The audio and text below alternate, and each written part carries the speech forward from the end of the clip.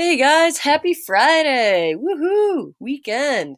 Um, Today is a pretty easy day, kind of like last Friday. It's a check for understanding. So you guys, your only task today is to complete this Google form, this check for understanding about Jackson's presidency. So what you're going to do is you're going to choose your social studies teacher here.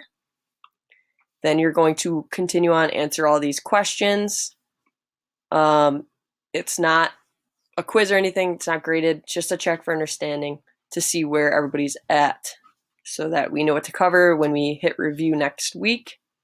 Um, so that's your assignment for today. But I do want to go over what we learned yesterday. So I'm going to switch tabs here to your packet. You don't need to open up your packet unless you want to. All right, so yesterday you guys had a recap and review. I'm just going to go over this chart of the nicknames because I feel like that kind of has everything that you reviewed. So Mana, starting with Man of the People, why he's called that. Remember, he represented the people. He didn't come up with a wealthy family. He came up a common man, so he's going to represent the common man. He's anti-wealthy guys. And then evidence would be his views in general. Also, a good example would be the spoil system. Remember when he first got elected, he fired everybody and thought the jobs could be as simple for anybody off the street to do it. So he started just hiring supporters, friends, people that weren't necessarily qualified. Okay, Old Hickory.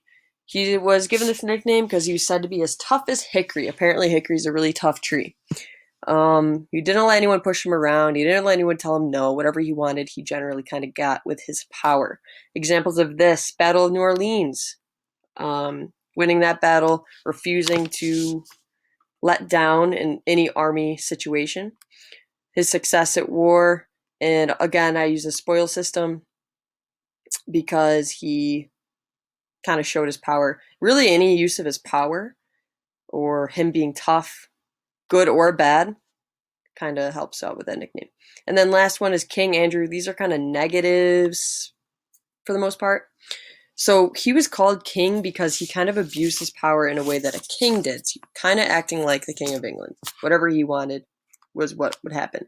Generally, a president is supposed to get the okay from Congress. Remember, checks and balances, judicial branch and legislative branch, and the executive branch.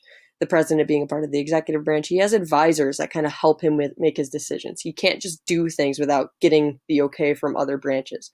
And Jackson did this. So he was kind of going against the Constitution. With the bank war, he was overusing that veto. He went against Congress a lot. He went against his own cabinet a lot. So that's kind of why he got this nickname, King Andrew. Now, that doesn't mean you have to use the bank war in a negative aspect. Some people might think the bank war was good. Some people would agree that the National Bank was corrupt at the time. So, yes. And then finally, you were to answer this question, you had tons of evidence to use, and I kind of just put the types of evidence you could use here. So I'm going to leave this here for a little bit, or if you want to pause right here. Actually, that's better. Pause right here if you want to take more of a look at this. But ultimately, guys, what you're doing today is this